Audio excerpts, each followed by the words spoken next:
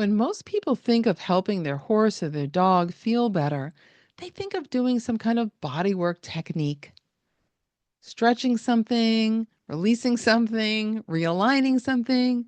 In other words, fixing something. But what if there was a more powerful, more effective way to do it? Well, that's what we'll be talking about today. Today, I'd like to invite you into this idea that we can use our hands to have a tactile conversation with our animal's nervous system. Because after all, it's the nervous system that controls basically everything in the body. It's the nervous system who we want to have that conversation with. It's the nervous system that's tasked with keeping us safe, keeping the horse safe, the dog safe, whosever nervous system it is, right? That's the nervous system's job. So there are wonderful ways of honoring that, of recognizing that the nervous system is the control center. And when you can have a conversation and support and offer a safe environment for that nervous system, for that horse, for that dog, that's when true lasting change can take place. And in addition to that, it's an incredible way to build really deep trust between you and your dog and yourself, your horse and yourself. Really, really important way to do that because you're coming from a place of respect. You're honoring the animal's innate wisdom. You're not trying to impose change. You're not trying to quote unquote fix them. You're saying, okay, let's see what we got here. Let me see if I can give you a hand, make life easier. Isn't that what we want? We want to be, we want our animals to have the best lives possible.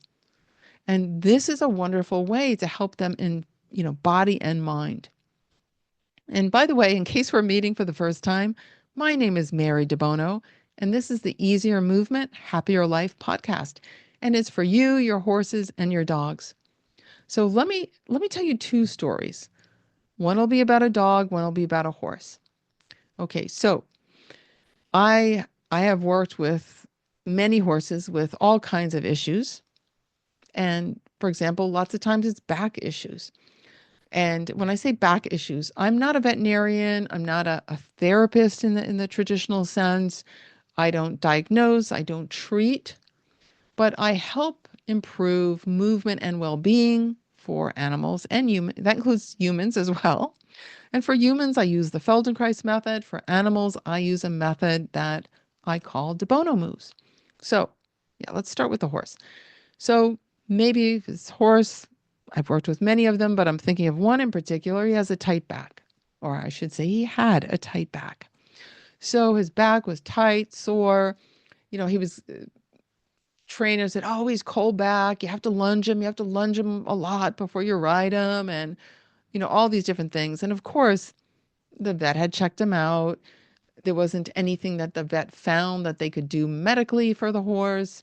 It's just, yeah, warm him up, long and low, all that kind of stuff, which could be useful advice, but it's not really addressing why the horse had the problem. Instead, what I did and what I teach my students to do is to listen to what's happening, to ask, why is the back tight? Why is the back getting sore? Why is the horse's nervous system creating those conditions? Why is it tensing those areas? Why is it tuning out other areas?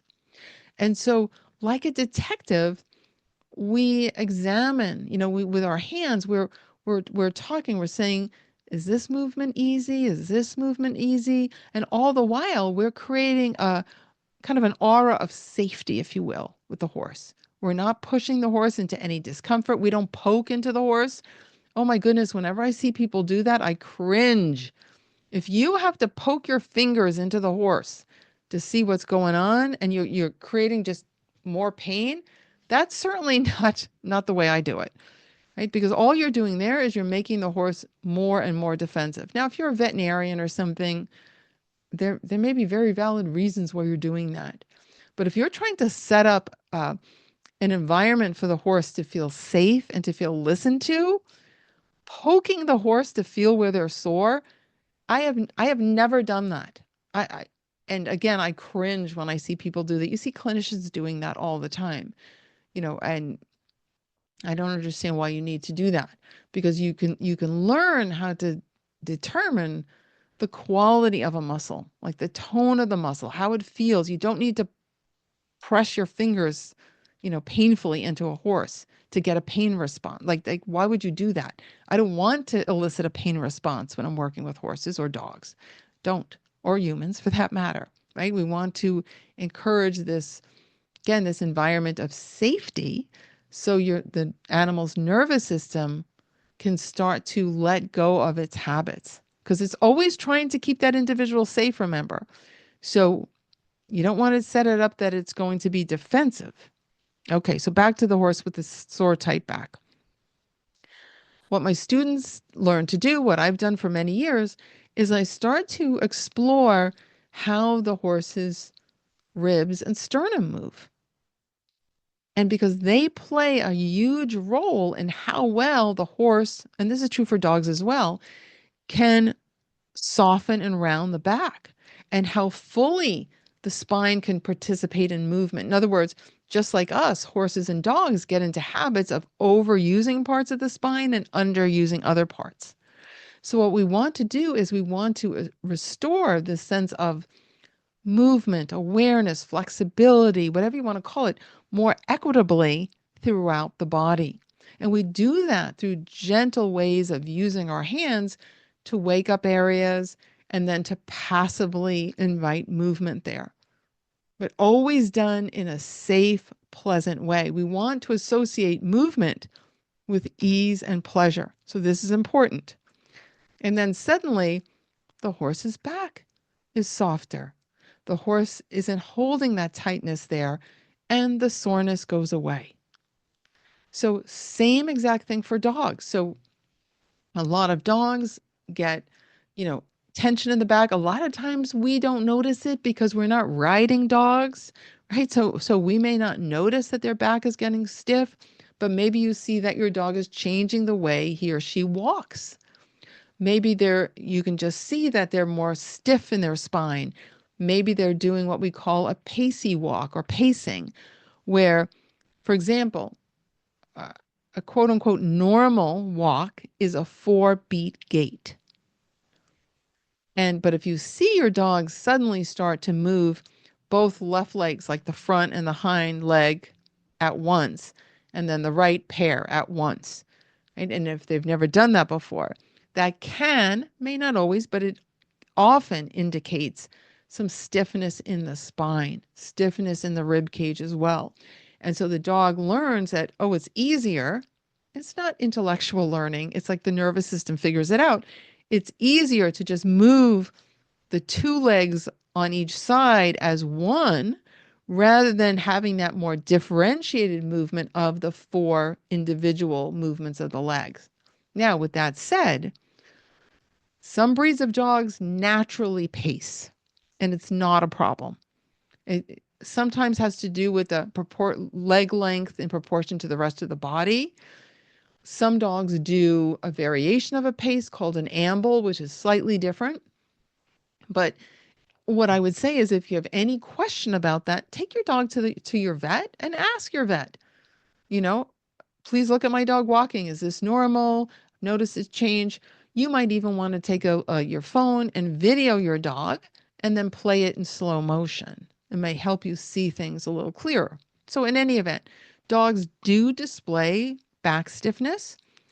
And yes, you see it more as they get older, but even younger dogs can strain their back, and that could lead to a problem later on. So in my book, Grow Young with Your Dog, I talk about this dog named Cassie. And Cassie, she had a kind of a sudden onset of a back problem that was very debilitating. I go into great detail in the book about it, but basically she ran into a chain link fence. And then after that, she found it difficult to walk home from the park. They lived very close to the park. Long story, but of course her person rushed her to the vet. And what the vet discovered, because they did imaging, was that she had a lot of arthritis in her spine. Now, that arthritis didn't show up from one, from that incident in the park. It happened over time, but it took, a traumatic event to bring it to the surface. And again, I go into detail of how I help that dog, but bottom line is, I'll give you the Cliff Notes version, is I very, very gently used my hands to again communicate with the nervous system, help Cassie feel safe with me, and then support what she was doing. Use my hands to like literally support her muscles so she could let go. And then very gently started to bring new awareness, new movement to all the parts of her spine. Because just like us, she was overusing some parts of her back and underusing others. When I helped her feel how she could distribute that work throughout her whole spine more in a more balanced way, she stopped having any problems with her back. And she went on to live many, many more years being a very active dog. So it's a very similar thing as to what I do with the horses. Like the horses and the dogs and the humans, we have a lot more in common than not. Our structure is a little bit different from each other. Horses, we tend to work with them only standing up. Dogs and humans, you could lie down in different positions, etc. But although we do work with some horses if they're comfortable lying down, and some horses that maybe they're injured or ill and they have to lie down. So we certainly do work with horses lying down, but it's more common that we don't. So with that said, this is a very different approach than trying to fix an animal. So you might say, yeah, but Mary, didn't you fix that horse? Didn't you fix that dog? No, I did not. I most certainly did not. All I did was provide a supportive learning environment for them, and I listened to their nervous system and responded accordingly. And yes, I did help them feel how they could have, newfound awareness, new movement, just passively took them through some movements so they could create these new neural connections. But it was not something I imposed on them. I didn't crack anybody's back. Not, and again, this isn't to say like all techniques are bad or anything. It's just that that's not what we do here in this work. I'm much more interested in having this very kind of intimate conversation with an animal where you feel deeply connected to them and you refine your communication using your hands, using your heart, however you want to think of it, but you really listen to such an extent that you build this huge amount of trust and you have this very clear communication. You're really tuned into each other. You're listening. You're feeling, you're doing something, the animal responds, and then you respond to their response. And it's just this lovely interplay. It's this lovely co-creation. I'm having so much fun in my classes. Right now, I'm in the midst of teaching a Move with Your Horse Foundations program. And you wouldn't believe how awesome, well, yes, you would. You would believe how awesome these gals are. But anyway, they are amazing, amazing. They're having amazing results. They're doing beautiful work. And it's just so fun. So shout out to all my Move with Your Horse people. And I'll be opening a beta program for the dog people soon. And I'm going to offer it at a really crazy low price. And it's all this, group coaching. Anyway, we're going to have a ton of fun because it's just so fun to teach people who really want to be in a relationship with their animal. They prioritize that. They prioritize communication and well-being and, you know, you both feeling well. Like that's what I love so much about this work, because when you do it with your horse or your dog, you feel better as well. You have better body awareness. You have better coordination. You feel more flexible and more vital. So it's a win-win. It's a win-win. And again, it's nothing done to your animal, but with your animal. So, um, yeah, if you have any interest in that, let me know. Just feel free to reply to any of my emails if you're on my list. If not, just go to Mary, write me an email, mary@marydebono.com. Also, if you're listening to this on a podcast app, there should be at the beginning of the description a little link where you can send me a text message. So if you have anything you want to tell me, there's your chance, or email. Either one works. So I hope that gives you some food for thought. Oh, one last thing. If you want to get started with this, if you want to shift from this idea of doing something to your animal and shift it to doing it with your animal, let me just give you a really quick little exercise you can do. It's so simple, but it's so profound. Now, I go into much greater detail with this in my program, but these are the first steps. Whether you have your horse or your dog, whoever you're working with, just simply put your hands on their rib cage. With a horse, you probably want to put both hands on one side of the rib cage. With your dog, put one hand on each side if they're, lying on their sternum or if they're sitting. But if they're lying on their side, you can put both hands on one side. It's the same as with a horse standing up. Sometimes I'll put one hand underneath, but I would say in this case, when you're first starting this, just put both hands on top. Okay. So maybe that's the best way to do it. If you have a horse, you're doing it, of course, two hands on one side, the dog lying on their side, two hands on the top, on the rib cage. Now, if you have a really tiny dog, maybe only one hand fits, and you put the other hand maybe on the pelvis, on the hip area or something. And just listen. Just listen. Don't try to manipulate. Don't have any preconceived outcome. What do you feel under your hands? Can you feel their breath?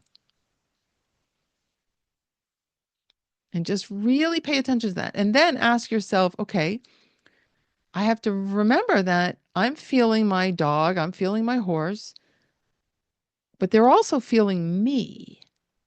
So can I imagine that they put themselves against my hands to feel me the same way they would if they turned their head around and put their muzzle on you, right? If they touched you in the arm with their muzzle, right? They would be touching you. So can you imagine? So shift your perspective there. And can you imagine that they're touching you, they're touching your hands through their rib cage, and they're picking up lots of information about you, your emotional state, how you're breathing, where you're directing your attention, all kinds of things, how much tension you have in your arms, your hands. They're picking up a lot of things.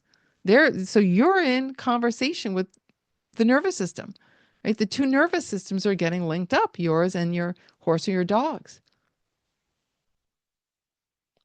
And how do you toggle back and forth between thinking of you're the one touching your animal to your animal's touching you? And how does that change the experience for you? And then slowly, slowly, slowly, can you disengage your hands, but just have them maybe an inch away or even half an inch from your animal. And can you still feel the resonance of that connection with your animal? Can you imagine the sensory experience that you just had in your hands? And doing these little exercises like this can really refine your ability to listen, to connect with the animal's nervous system, and to really listen, to be much more sensitive in your hands and your whole self. When I say hands, it's really your whole self is listening. So have fun with that. Let me know how it goes for you. And thank you so much for being here. I love sharing this work with you, and I look forward to talking to you again soon. Bye for now.